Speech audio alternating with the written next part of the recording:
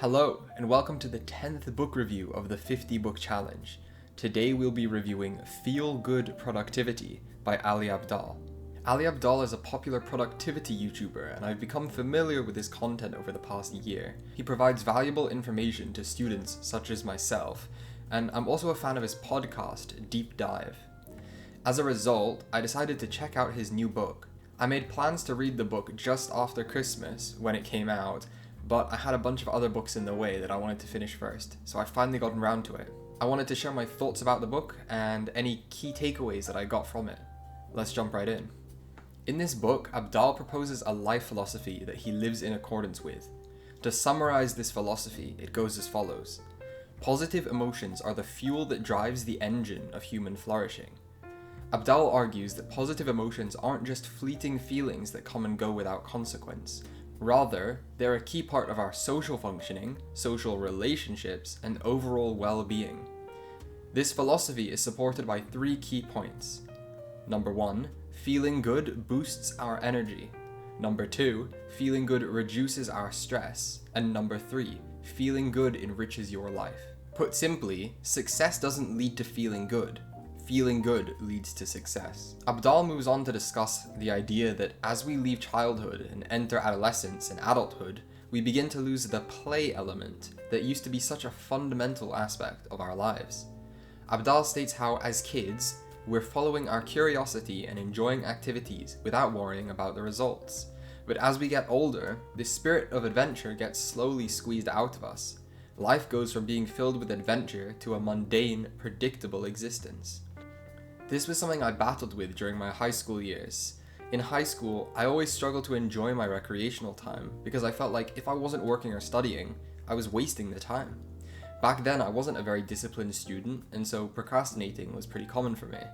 The negative emotions that came about from my procrastination made me more likely to do it, as my energy was being drained and I wasn't prepared to do any assignments. As Abdaal later writes, we'll learn that usually procrastination is caused by negative feelings. I have since worked on this and I'm steadily improving, but being able to enjoy activities without thinking about the results is important. This links to Abdaal's later discussion about opportunity cost. I'll touch on it in a bit more detail later on, but the link here is that every time you play video games or engage in a recreational activity, you're giving up the time that could be spent on something else. It therefore becomes really hard to actually enjoy that activity as you spend all the time you should be relaxing, thinking about the things that you still need to do. Learning to enjoy recreation is a valuable skill. Keep watching as we'll discuss Abdaal's advice to do just that in a little bit. Abdaal introduces a concept consisting of 8 play personalities. He suggests that the reason why video games are so addicting to people is because they offer a sense of escapism from the real world. It's not that people enjoy doing the same tasks over and over in the game, but rather that it enables them to take on a specific play personality. Dr. Stuart Brown interviewed 5,000 people from various different areas of life, including artists and truck drivers. He found that most people typically fit into just 1 or 2 particular types of character play. The 8 play personalities go as follows. 1. The collector. Loves to gather and organize, enjoying activities like searching for rare plants or rummaging around in archives or garage sales. 2. The competitor enjoys games and sports, and takes pleasure in trying their best and winning. 3. The explorer likes to wander, discovering new places and things they've never seen through hiking, road tripping, and other adventures. 4. The creator finds joy in making things and can spend hours every day drawing, painting, making music, gardening, and more. 5. The storyteller has an active imagination and uses their imagination to entertain others. They are drawn to activities like writing, dance, theater, and role-playing games. 6. The joker endeavors to make people laugh and may play by performing stand-up, doing improv, or pulling a lot of pranks to make you smile. 7.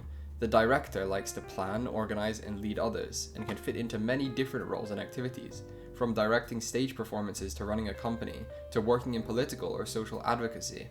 8. The kinesthete finds play in physical activities like acrobatics, gymnastics, and free running. The value of identifying your play personality is that you can incorporate these tendencies into your work to make it more enjoyable. For example, if you're a storyteller, you might add some creativity into normally boring tasks.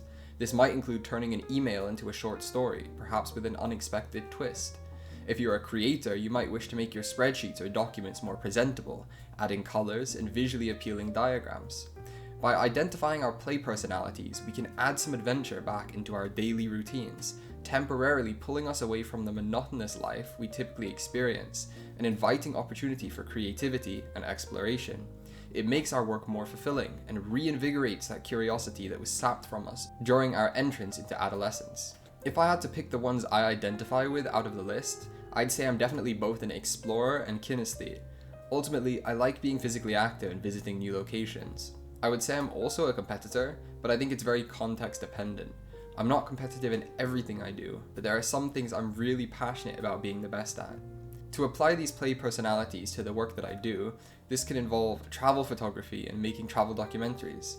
As my course is media and communications, there are various directions you can take, and integrating travel and exploration into my workflow can improve my satisfaction. Additionally, the competitor aspect can be implemented to hone in on a particular skill set within my course and aim to be the best I can at it, ultimately resulting in greater overall satisfaction. When struggling to complete a task that you find boring and unenjoyable, a valuable question to ask yourself could be, what would this look like if it were fun? As I was sitting here writing this book review, I was asking myself the same question. One element that makes this book review so enjoyable to write is the fact that I'm using a keyboard that I love. I've customized it to look and sound exactly how I want it to, and so typing is an unbelievably satisfying experience. I also made a note to add a plant onto the shelf right next to me, so in my future sessions I have some nature that helps me stay focused and remain relaxed. Asking yourself what you could change in your daily tasks that make you actually look forward to them can completely transform the experience. Perhaps you want to invest in some new equipment that makes the experience more efficient or provides some novelty. Maybe you can add some music into the background to help you stay engaged. Perhaps trying to complete the task in a different order or with a different method can make it enjoyable once again. Experiment, because making it fun is going to mean that you can work harder and for longer. Abdaal makes reference to the research of Mark Rober, a fellow YouTuber and NASA-trained engineer. During an experiment that Rober conducted, he found that when trying to teach people how to code, if they received a penalty for a mistake, in this case losing 5 points out of a total of 200, they made far fewer attempts versus the group who received no penalty at all. This leads to an incredible insight that functions not only as an approach to work and learning, but to life as a whole. This is the concept that these supposed failures are not really failures. They're data points that we need to figure out how to succeed. When we make mistakes in life, it's easy to assume that we're not good at something, or that we're a failure and should give up on trying. The reality is that these mistakes actually function as data points that are necessary for your success. Imagine you want to become a stand-up comedian, and you're at your first gig. You tell a joke and nobody laughs. You're standing there, hands shaking, feeling like you want to run off stage and hide. You tell a few more jokes with no laughs, and then finally one of them elicits a chuckle from somebody in the audience. Although this didn't go how you'd planned at all, you learned a few valuable bits of information. Firstly, you learned that people didn't find your material funny. This might be because your presentation was lacking, or perhaps your jokes didn't make sense to people. You can use this information to study the work of other comedians and identify what they do differently. Perhaps they have shorter jokes with more obvious punchlines. Maybe they use a specific tone of voice or have more exaggerated expressions. Secondly, the slight chuckles that you got from one of your jokes means that your future jokes can follow the same theme as that one, knowing that at least a few people liked it. And thirdly, you actually attempted it. If you've done it once, it'll probably be easier to do again. Of course, this can be applied to any field. Reshaping your mindset allows you to realize that mistakes aren't setbacks or failures, but rather data points that allow you to reevaluate where you're at and identify the steps that are necessary to move forward in the future. Abdaal follows this insight by saying, imagine what your life would look like if you received 5 proverbial points for failing, rather than losing 5 like in the experiment. Imagine what would happen if people cheered you on for a little stumble, rather than humiliated you. Imagine how you'd approach things if you treated them as experiments, where failure would be just as valuable as success. Might you now see the game of life slightly differently? Suddenly the stakes are lower, and suddenly you can afford to play around a little. The fear of failure is typically more costly than the failure itself. Failing at something doesn't need to come with massive consequences. If you viewed failing as beneficial, you'd be willing to take more chances and ultimately fail less in the end. No failure is ever just a failure. It's an invitation to try something new. We are next introduced to the concept of self-efficacy. Bandura argued that it's not just our abilities that are important in human performance and well-being, it's how we feel about our abilities. Self-efficacy was the term he coined to describe such feelings, referring to how much belief we have that we're able to achieve our objectives. Self-efficacy is essentially a psychology term for confidence. Hundreds of researchers have demonstrated that when people have greater confidence in their ability to complete a task or achieve something, they're more likely to do so. I wanted to slightly deviate from this point and bring up something I witnessed in a podcast recently. There's a podcast called Modern Wisdom by Chris Williamson, which I've recently been pretty interested in. In one episode, he featured a guest named Dr. K, a YouTuber and Harvard-trained psychiatrist. I've been a fan of Dr. K's YouTube channel for a while now, and I'm going to review his book that's coming out on the 12th of March. However, he said something that I found very intriguing. Williamson had just mentioned the idea of stepping back from your work and recognizing what you've accomplished. Instead of completing a task and immediately jumping onto the next one, he wanted to take a few minutes to sit there and feel proud of the work he'd completed. Dr. K responded, roughly saying, in my own words, that people who do that don't end up like himself or Williamson. The people who become successful are the ones who keep moving from one thing to the other, not taking that time to think about their successes. I brought this up because I felt like it has a link to the idea of self-efficacy. Of course, self-efficacy is more about approaching the task beforehand rather than reflecting on it. But from my own experience, I found that reflecting on the completion of a task fills me with the confidence to attempt it again in the future. Whereas if I didn't give myself time to reflect on what I just accomplished, I wouldn't have recognized my competence and skill in that particular area, making me less likely to attempt it again in the future. So it brings up the discussion of whether the benefits you get from reflection and your feelings of self-efficacy outweigh the time lost by reflecting instead of moving on to the next task. This is ultimately up to the person, and I mention it just to plant the thought in your mind. But perhaps if you're constantly jumping between tasks, it'll be valuable to take a few minutes to sit back and reflect. It worked for me, so it might just work for you. Taking advantage of the aforementioned benefits of self-efficacy, Abdaal suggests a method to improve your level of self-efficacy.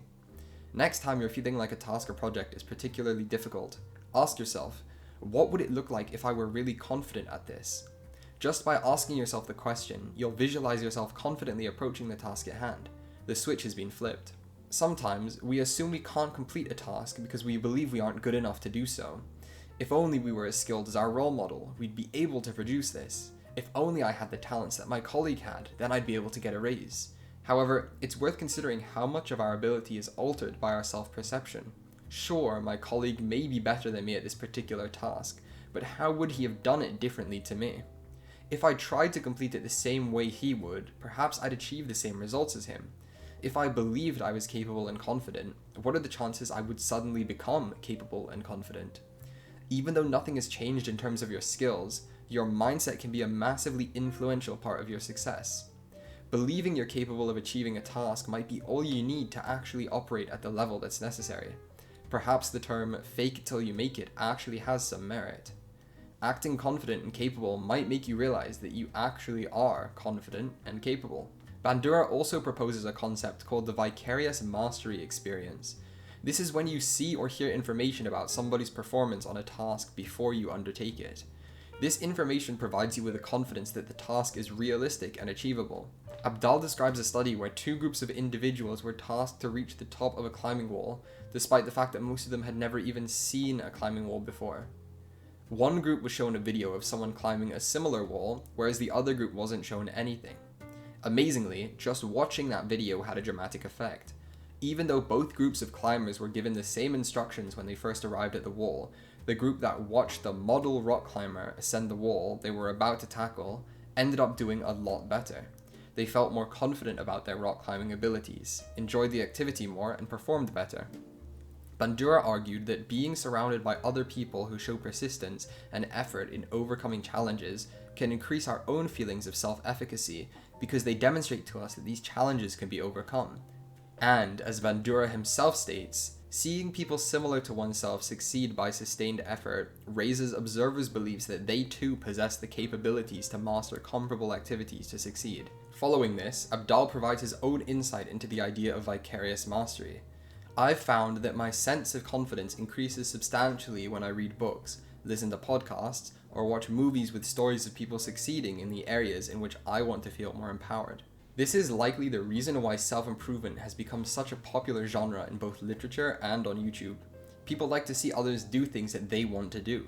There might be a task that's seen as entirely impossible, so nobody bothers to do it, until one person comes along and does it. Then magically, many others come along and complete the same feat. Nothing about the task changed. It was always there, at the same level of difficulty, but nobody wanted to attempt it. An example of this that I've observed recently is Minecraft speedrun world records. I'm not a big fan of Minecraft, and I don't watch it much, but it demonstrated something that I couldn't help but notice. Essentially, it took 8 years, from 2012 until 2020, to get the world record for completion time of the game to 20 minutes.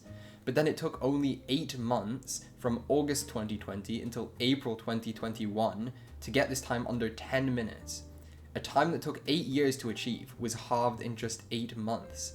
The point here is that simply by one person demonstrating that they were able to achieve a sub 20-minute completion, thousands of others appeared to continue to push those boundaries. The takeaway is that if you wish to achieve things in your life that you find challenging or don't believe you're capable of, try reading about or watching people who've achieved these seemingly impossible things, as it might give you the boost that you need to chase after that goal. Conversely, Bandura also proposes the concept of inactive mastery experiences. Inactive mastery is the flip side of the vicarious mastery we've just encountered. According to Bandura, an inactive mastery experience refers to the process of learning through doing. Inactive mastery is so empowering because by doing and completing a task, we build both our sense of competence and confidence. We demonstrate that we're in control of the work we do and are able to keep up with what is required of us. Abdaal mentions research suggesting that on average, older siblings tend to have higher IQ than younger siblings. One of the explanations proposed is something called the protégé effect.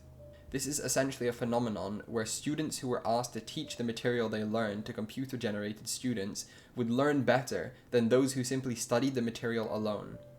Naturally then, this IQ difference may be explained by the tendency for older siblings to teach their younger siblings things or help them with homework. This insight into the protégé effect provides a great way to incorporate a greater number of learning experiences into our lives.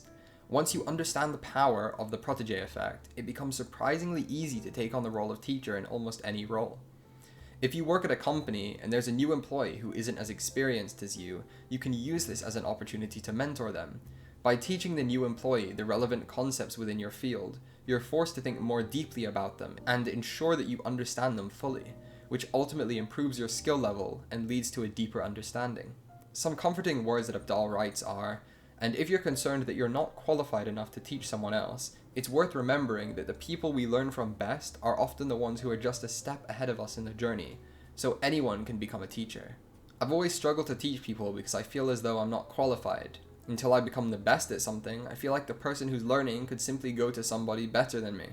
This line reframed my mindset about that, because not only does teaching somebody help improve my skills and knowledge, but it might also benefit the learner more. If they go to somebody at the top of a field, there might be such a disconnect in mindset that all the information feels too overwhelming for the learner. However, if I'm only a few steps ahead, I can help them catch up while empathizing with the struggles and gaps in knowledge they experience. Edward Deci and Richard Ryan are two psychologists who developed the self-determination theory. Scientists had previously believed motivation was primarily driven by incentives such as rewards and punishments, but Deci and Ryan proved otherwise. The self-determination theory suggested that motivation falls on a spectrum, with extrinsic on one side and intrinsic on the other. Intrinsic motivation comes from the inside. It's driven by things such as self-fulfillment, curiosity, and a genuine desire to learn. Extrinsic motivation comes from the outside, being driven by pay rises, material rewards, and social approval. However, these forms of motivation did not prove to be equal. According to self-determination theory, intrinsic motivation is substantially more powerful than extrinsic motivation. Lasting motivation comes from within. The thing is that intrinsic motivation can be developed. The main way to develop intrinsic motivation is through a sense of autonomy over your work.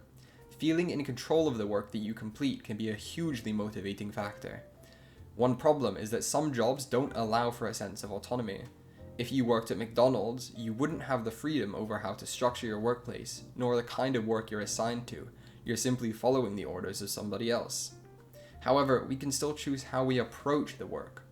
In the McDonald's example, you still have control over the way you interact with the customers. Abdaal mentions an example of a McDonald's employee who hated his work but managed to find joy by deploying a certain tactic. Essentially, on some days he would decide that it was barbecue sauce day. He would give a sales pitch to each person that ordered, trying to convince them to choose barbecue sauce. He made a game out of his work, trying to see how many people he would be able to get on board with his idea. Although he didn't have control over the place he worked at or the work he did, he had control over the way he did his work. This provides the motivation to keep going. Abdaal's next point is that people can function as a great energizer for your productivity. They can help motivate and encourage you, but at times, they can also drain you. Have you ever noticed that after hanging out or working with certain people, you feel like you're ready to take on the world? These are the people who uplift your spirits and fill you with energy. You want to be around them. On the other hand, you've also probably come across people who leave you feeling drained and exhausted after every interaction. It's as if they cast a shadow over your mood and motivation. People learn to avoid them like the plague, and they learn fast. It's important to think deeply about the kind of people you wish to surround yourself with. Scientists studied a concept of relational energy, which is the idea that our interactions with others can have a profound effect on our mood. In one of their studies, they found that people frequently agreed on who was an energizer and who was a drainer. Some people are just a total nightmare to be around. If you're constantly feeling drained and unmotivated, take a step back and look at your life. Do the people you hang out with work hard? Do they push themselves to improve and work to the best of their abilities? Or do they do the bare minimum and just get by? Then ask yourself if these are the kinds of people you wish to be around. Changing the person you are requires you to change the people around you. I don't mean making them different, I mean replacing them with others who will help push you to reach the place you want to be at. People can make a huge difference to your energy levels, so be smart about who you invest your energy into. Having recognized the benefit that people can have on our energy levels, we can take advantage of synchronicity. This is ultimately the idea that you work alongside other people to complete individual tasks. As Abdaal writes, synchronicity makes us want to help others, and it makes us want to help ourselves. This essentially means placing yourself in an environment where those around you are working hard on completing tasks, even if the tasks are completely unrelated. Simply having people around you who are demonstrating the behavior you wish to demonstrate will help you get in sync with them and improve your productivity. You're able to harness the feel-good effect of people. I continue to find these sync sessions incredibly helpful for staying energized. Even though we're all working on different things, working in tandem with others has huge effects on my ability to focus and helps me feel better too. As I was writing this review, I was live streaming my work session. In fact, I read parts of the book and wrote the entirety of the review over 2 live streams on Tuesday and Wednesday this week. This acts as one of the sync sessions that Abdaal discusses. This session is valuable to me because it provides a sense of accountability, where people are relying on me to help them get their work done. But it also enables me to interact with people in my chat during breaks, providing that energizing feeling that's obtained through interaction with others. For the people who are watching, it enables a sense that they aren't alone in doing their work, and can even be an example of the vicarious mastery experience we mentioned earlier, in which it suggests that since I'm able to sit here and work, others believe they're capable of doing the same thing. Abdaal brings up another beneficial point. People are more eager to help you than you think. I find this point to be hugely applicable to my life. I've typically been hesitant to ask for help and advice, yet I know that if someone asked me, I would make a great deal of effort to help them. I used to play a video game called League of Legends, and one of my friends wanted to start playing. They always had questions, but they never made an effort to ask them, and it was something I would always think about. They had a huge wealth of knowledge available from our entire friend group, yet never made an effort to take advantage of the available resources. I think a lot of it comes from the fear of burdening others with your questions, or suggesting that you're incapable. However, it's worth keeping in mind that many people want to help you, and giving somebody the opportunity to help you can be fulfilling both for you, who learns new information and resolves your issues, but also for the other person who gets to share their passion with somebody. If you do experience fears of being judged for your question, or don't want to feel like a burden, a way of asking for help may be, I saw your work on X, Y, Z, and it really had an impact on me. I would love to hear how you did A, B, C. This is useful because it enables you to ask for advice while making the other person feel good about themselves. The fact that you appreciated their work will make them want to help you as they feel a sense of importance and validation. Another thing you can do to take advantage of people's energizing effect is over-communication. Abdaal suggests that when you think you've communicated plenty, you almost certainly haven't. There's a beautiful Swedish proverb that goes as follows: "A shared joy is a double joy. A shared sorrow is a half sorrow. When one person shares good news with another, both people are happy. And when one person shares something sad with another, the act of sharing takes some of the sadness away." I love the optimistic nature of this proverb. When someone experiences something positive, they're able to share it with those around them, amplifying the feeling of happiness within both individuals. But when somebody shares a sad experience, this sadness is dispersed among both individuals, taking away the intensity of the emotion. What we can take away from this is that a way to over-communicate is by sharing positive news, and knowing how to respond to positive news is important. When somebody shares something positive, reacting in a positive and energizing way will provide both of you with satisfaction. You can do this by acknowledging their hard work and congratulating them. Abdaal suggests that responses fall onto two axes, one being whether the response is active or passive, and the other being whether it's destructive or constructive. An active destructive response to a friend's positive achievement, for example, getting their dream job, would be, "Oh, does that mean that you're going to be too busy to hang out with our friend group then?" A passive destructive response would be, "You won't believe what happened to me today." An active constructive response would be, "That's great to hear. I know how hard you've been working to get this job."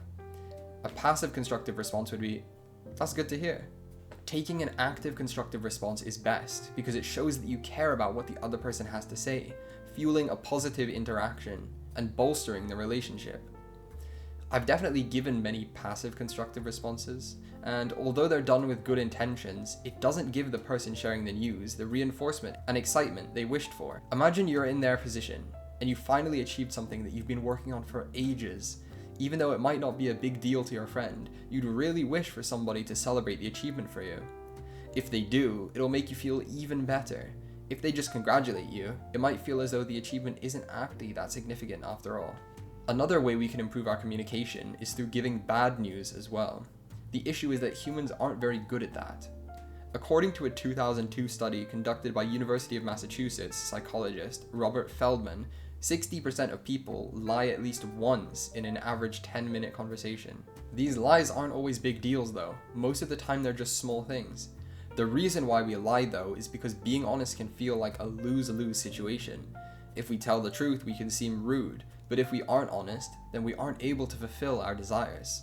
Research has shown that when we lie, even with good intentions, it has a psychological effect on us, causing our brain to initiate the fight or flight response. Abdaal proposes a solution to this problem. Choosing the word candid over honest has some benefits. Being honest implies that you know the truth. It often has a moral connotation to it that can put people off. In contrast, being candid doesn't assume that we know the truth.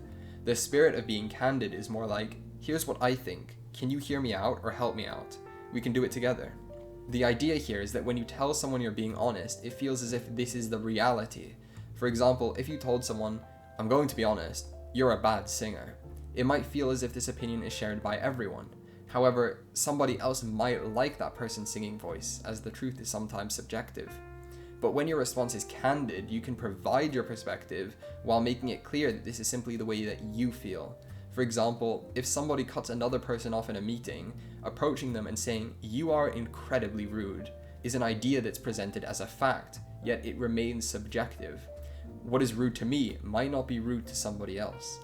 Instead, a candid approach would be to say, "I noticed you cut this person off a few times in that meeting."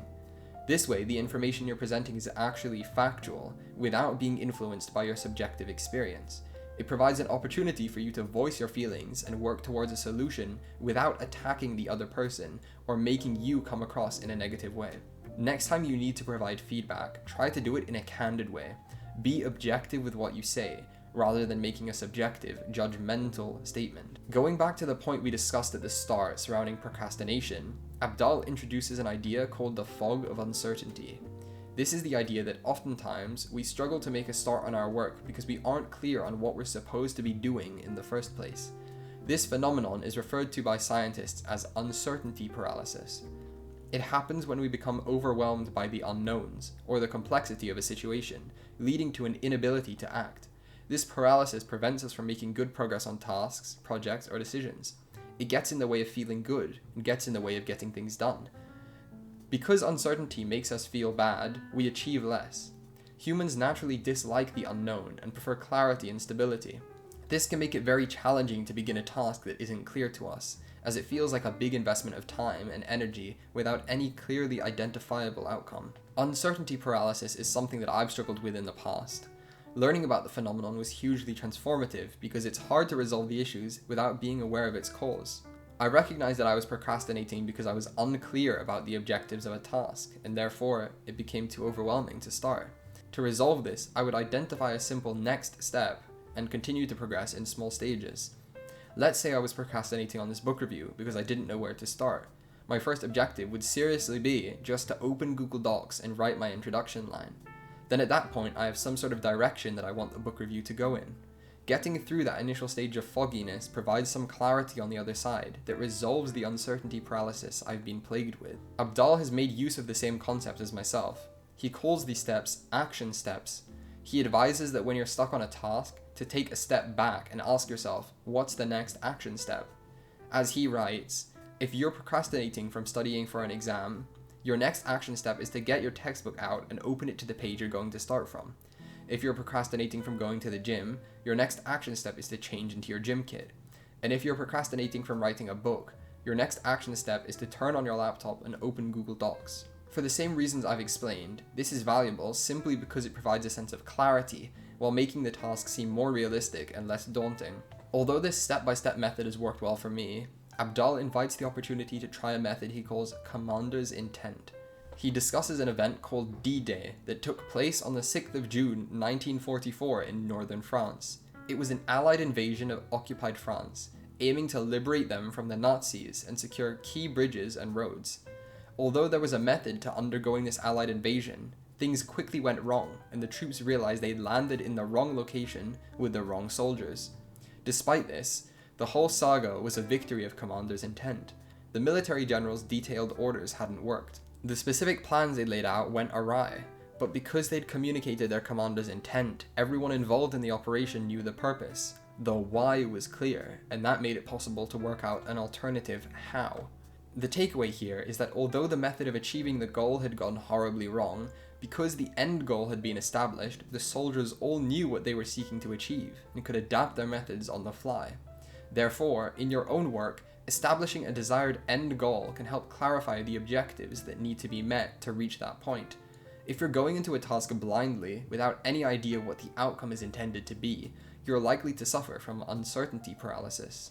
While noting his previous method of operation, Abdaal writes that, previously, when I embarked on a project, my instinct was to immediately press ahead, planning every step, without ever really thinking about my desired end state. I find that when I complete assignments, I frequently fall into this trap. I usually figure out each step to accomplish the task, without ever thinking about the end goal or what I'm truly trying to achieve by completing the task. It might be beneficial for me to ask more questions at the start about why I might be interested in the task, which could ultimately provide a more fulfilling experience, but will also enable me to stay on track, even if the methods required to get there end up changing. There's a goal-setting concept frequently known as SMART goals. It's an acronym that stands for specific, measurable, achievable, relevant, and time-related. SMART goals are commonly used to help people set goals, and was something that was heavily promoted by my teachers in both middle and high school. However, Abdaal suggests that SMART goals might not actually be as beneficial as they seem on paper. One issue is tunnel vision. When we become overly focused on achieving a very specific end goal, we may lose sight of other key factors, like staying true to our values. If we become goal-oriented, we focus on achieving a specific goal, disregarding the process that it takes to get there. While this firstly removes all the enjoyment you might get from progressing towards the goal, it also removes the ability to adjust it based on your situation. A solution is to incorporate another method of goal setting that can be used in the short term. SMART goals can be valuable for identifying long-term goals, however, they lose clarity in the short term.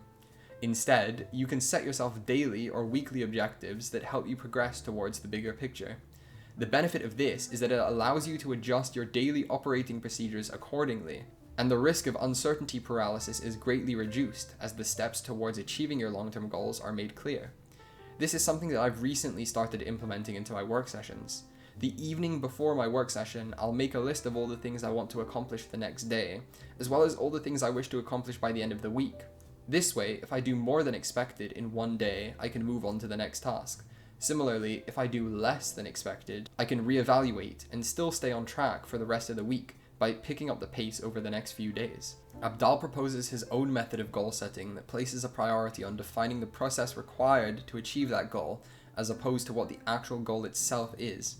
For example, the goal might be to work out 30 minutes a day, 4 times a week, instead of the goal to lose 20 pounds in 4 months. The result will be goals that boost your energy and your feel-good productivity, but which don't ruin your life if you fail to hit them. A smart goal of losing 20 pounds in 4 months is binary. You either achieve it or you don't. If you don't lose 20 pounds in 4 months, you might feel as though you failed. However, if your goal was to exercise more often, you managed to achieve that goal and maybe you still lost 15 pounds, for example. The point is that setting goals for the process rather than the end result allows you to enjoy the outcome, no matter what. Either way, you manage to make progress towards your ultimate goal. Abdaal also mentions a technique he calls the crystal ball method, which aims to reduce procrastination. The idea is to find potential opportunities for procrastination before they happen and work to eliminate them. Imagine it's 1 week later and you haven't actually started the task you intended to. What are the top 3 reasons why you didn't get to it? What can you do to help mitigate the risk of those top 3 reasons derailing you? Who can you ask for help in sticking to this commitment? What action can you take right now that will help increase the odds that you'll actually do the task? Another method you can use is implementation intentions. This is similar to the habit stacking idea that was proposed by James Clear in his incredible book Atomic Habits. Implementation intentions follow the idea that if X happens, then I will do Y. For example, when I walk into my kitchen, I will eat an apple. Or when I walk into the living room, I will do 5 push-ups. The idea is that if you decide beforehand when you're going to do something, the likelihood that you do it increases. If you associate a desirable behavior with an activity you already do, you have a clearly defined opportunity to engage in that behavior. A line that stood out to me was when Abdaal wrote, "At first, I thought I was putting it off because of my perfectionism. I had high standards after all. I didn't want to produce videos that totally sucked." I fell into the trap of thinking I was a perfectionist when in reality I was afraid of failure. I think a lot of people hide behind the idea that they haven't started or released anything because they're a perfectionist, when in reality many people use this as an excuse to avoid having to get started. Of course, some people truly are perfectionists, but even for these perfectionists, they never make a start because they worry they'll fail to produce at the level they wish to. I'm a perfectionist in many areas in life, such as the work I produce for university and my personal projects, but that doesn't hold me back. Yet there are other areas where I'm afraid to get started. It can't be because of perfectionism then. It's likely the fact that I'm afraid of failing. I'm a fan of mathematical notation, and Abdaal provides a nice formula here. Self-confidence equals perception of ability minus perception of standards. If you believe your ability is higher than the standard required to complete a task, you feel confident. However, if the standard needed is higher than your ability, then you become doubtful. But Abdaal remedies this doubt by writing, "Make a start. You won't need to get perfect for a long time yet." This was essentially the idea behind creating this channel. I sometimes see channels who blow up within their first few videos and produce high quality videos from the very start. The reality is that these people most likely have had experience in the past with animation or film production. As I'm a complete beginner, I decided that I just wanted to get started. Even though I realized that the quality of my videos could be significantly better, instead of focusing on this and never really producing anything, I aim to improve just a little bit each video, which will ultimately result in a big improvement over a longer time frame. The only hard part I find is producing work that I'm not 100% happy with. I've had to push through this mental barrier, knowing that one day I will be 100% happy with the work that I produce. Abdaal discusses the way of preventing a sense of disappointment or failure by using the format, "I didn't do X, but I did do Y." I didn't go for that early morning workout session today, but I did get an extra hour in bed, and I'm feeling more refreshed than usual. I didn't finish the last part of that report, but it was for a good reason. I chatted with a colleague in the staff kitchen, and we had a lovely catch-up. I didn't finish that job application today, but I got to spend time with my grandma instead, so that's a win for today. I tried this approach a few days ago. I'd called a friend for the first time in a while, and we were talking beyond the time that I usually go to bed. It meant that I started my stream late the next morning, and things were thrown out of order a little bit. Although I wasn't too happy with this, I was thinking about how, at the very least, I had an enjoyable and fulfilling conversation with someone that I didn't get to speak to all too often. A suggestion in the book to prevent burnout is to create a list of activities and goals that you wish to do someday. Alongside that list, make another one listing all your current commitments. You can use this to identify how much work you're committing yourself to. Sometimes we're busier than we realize. I read a book a while ago called Getting Things Done by David Allen. In this book, he discussed the idea of listing out all of your active commitments. Although I took various ideas from this book, this is one that I forgot to look at. Feel-good productivity has reminded me to do this. It provides the ability to understand how busy you truly are. As you automate many tasks, such as going to the gym or studying, your calendar becomes more and more empty. Sometimes it's valuable to step back and think about how much you actually do, so you can figure out if you're overbooking yourself. Another essential approach to preventing burnout is taking breaks. As Abdaal writes, breaks aren't a special treat, they're an absolute necessity. When I study, I use the Pomodoro technique. Although this can be approached in various different ways, I always give myself 10-minute breaks for every 50 minutes of work that I do. Sometimes I feel like I want to keep going and don't want to stop, but I make sure that I take the break. Every single time, when I come back, I realize that I feel way more refreshed and suddenly have a bunch of new ideas that I wouldn't have had I not taken the break. Breaks should function as a supplement to the quality of work you produce. They're not a disruption, and they should be used strictly as breaks, meaning you fully take your mind and actions off of your work temporarily. Taking a break helps you produce better work when you get back into action. Try this simple experiment. Set a timer for 5 minutes and make 2 lists. The first is a list of things you tend to do when you're feeling drained of energy. The second is a list of things that tend to actually recharge that energy. If you're anything like me, you might find that the 2 lists look very different. This difference between what we do automatically when we're feeling drained and what would actually rejuvenate us shows that the ways we rest are rarely restful. I find it quite interesting that active recreational activities, despite being enjoyable and energizing, require so much energy to start doing. It's interesting to think that an engaging activity actually provides an increase in energy rather than depleting it. At the same time, I wonder if there's a reason why these tasks are sometimes so difficult to begin. While Abdaal does provide solutions to the resistance we have to these tasks, it wasn't clear to me why we actually have this resistance in the first place. I would have enjoyed a neuroscientific or psychological explanation here. Walking is a hugely powerful way of recharging energy. The thing is that many people suggest there's a certain goal that needs to be achieved when walking, such as taking 10,000 steps a day. This goal is so widely accepted that even devices like the Apple Watch and Fitbit have incorporated it into their targets. But it's not entirely clear why this has to be the objective in the first place. Walking with a goal in mind doesn't provide the same rejuvenating effect as simply enjoying the walk. If you want to use walking as a rejuvenative activity, it doesn't matter how many steps you take. You should instead focus on being out in nature, enjoying the views around you, and taking in the fresh air. Setting a goal can keep you stuck in the productivity mindset, meaning that even during this break, you aren't actually relaxing. There are many times in life when we don't actually question why we do things. We just do them because we're expected to, or we're taught to do so. Sometimes it can be beneficial to think about the actual reasons behind our behavior and figure out how we can tailor this behavior to our needs. Even when we're doing nothing, a region of the brain called the default mode network is still active. The DMN helps us to recall memories, to daydream, and to imagine the future, and it becomes more active the less engaged we are with mentally draining tasks. The problem with modern life is that we're not very good at giving ourselves the time and space to activate our DMN. If anything, mind wandering gets a bad reputation, often being equated with wasting time. I tend to speak about this a lot, but this demonstrated the idea of a lack of solitude. We don't give ourselves enough time to be alone with our thoughts.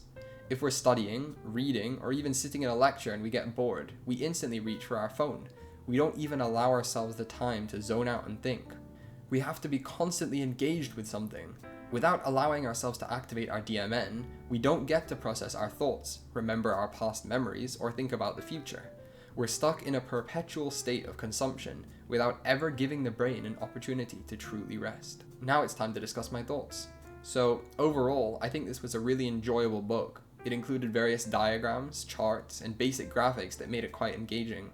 The material was presented in an easy to understand manner, and there were a few moments where Abdaal would insert jokes or smart remarks, which would help balance out the seriousness of the text.